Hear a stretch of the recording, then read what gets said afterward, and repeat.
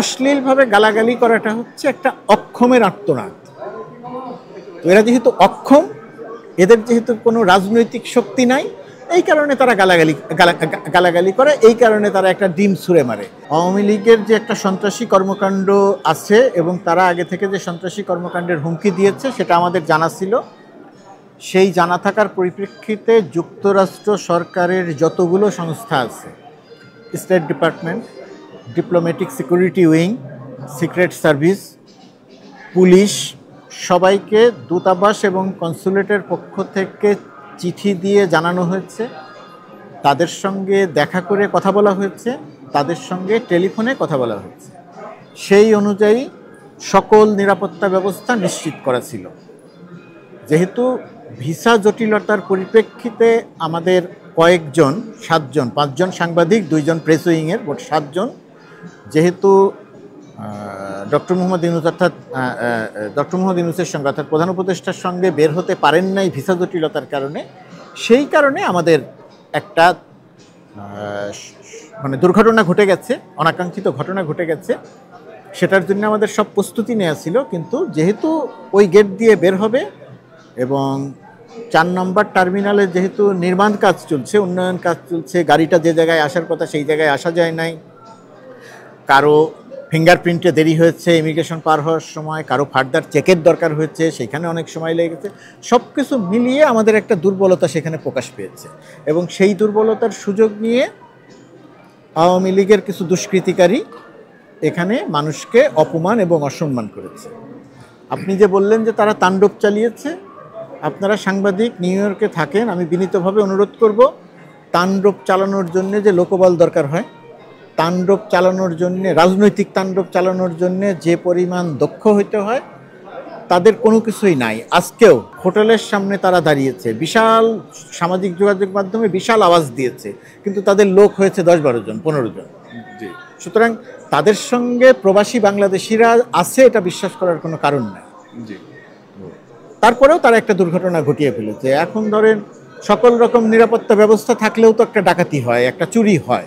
এখন এই রকমই একটা ডাকাতি বা চুরির সঙ্গে আমি এই ঘটনাটাকে তুলনা করতে পারি, এটাকে আমি তাদের বিশাল শক্তির কথা তুলনা করতে পারি না। একটা সন্ত্রাসী দল, সন্ত্রাসী কর্মী, সন্ত্রাসী নেতা, যারা বাংলাদেশে বিশ্বাস করে না, যারা মোদিজি বলে স্লোগান দেয়, যারা বাংলাদেশে বিশ্বাস করে না, বাংলাদেশের টাকা এনে এখানে রাজার মতো চলে,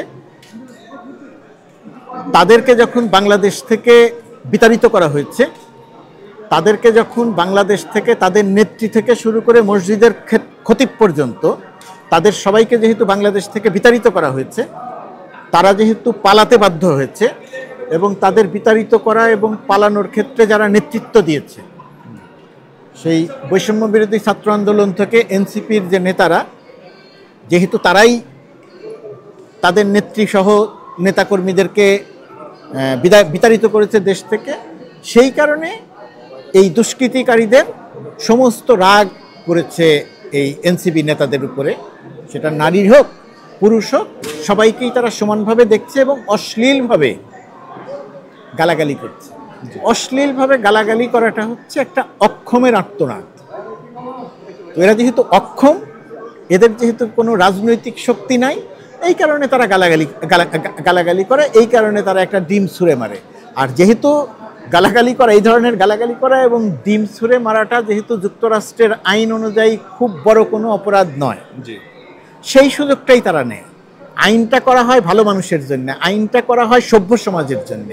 এখন যুক্তরাষ্ট্র একটা ভালো মানুষের দেশ, যুক্তরাষ্ট্র একটা সভ্য সমাজ। এখন সেই সভ্য সমাজে আওয়ামী লীগের কিছু দুষ্কৃতিকারী অসভ্য সেই সুযোগটা নিয়ে অসভ্য আচরণ করছে।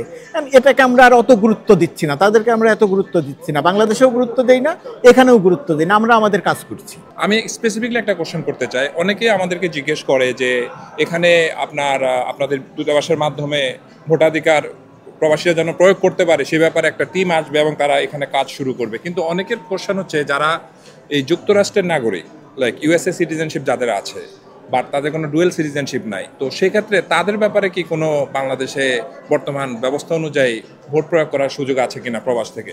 প্রথমত কথা, নাই বলা যাবে না, এটা নিয়ে এখনো কিছু কনফিউশন আছে, কিছু আলোচনা আছে।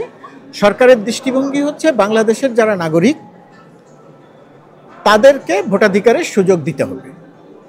প্রথমত কথা, ডুয়েল সিটিজেনশিপ যাদের আছে তারা তো পারবেই।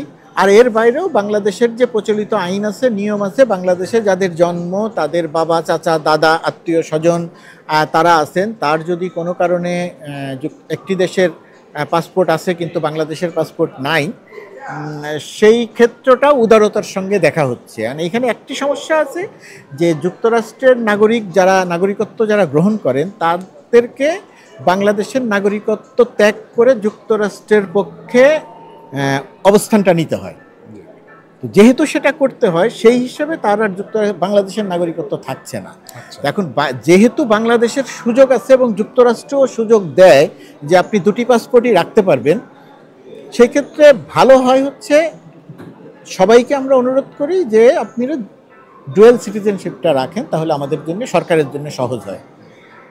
বর্তমান সরকারের নীতি হচ্ছে সব কিছুকে প্রবাসীদের জন্য সহজ করে দেয়া, সব কিছুকে প্রবাসীদের জন্য সহজ করে দেয়া। তো সেই সহজের অংশ হিসাবে আমি যে কথা বললাম যে যাদের নাই তারা পাবে না, এর বিষয়টি এরকম নয়, তারাও পাবে।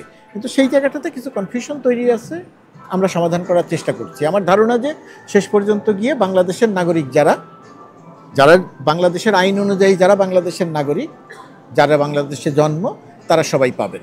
2-4 জন যদি একেবারে চিহ্নিত কোনো দুষ্কৃতিকারী না হয়ে থাকে তাহলে প্রায় সবাই পাবে।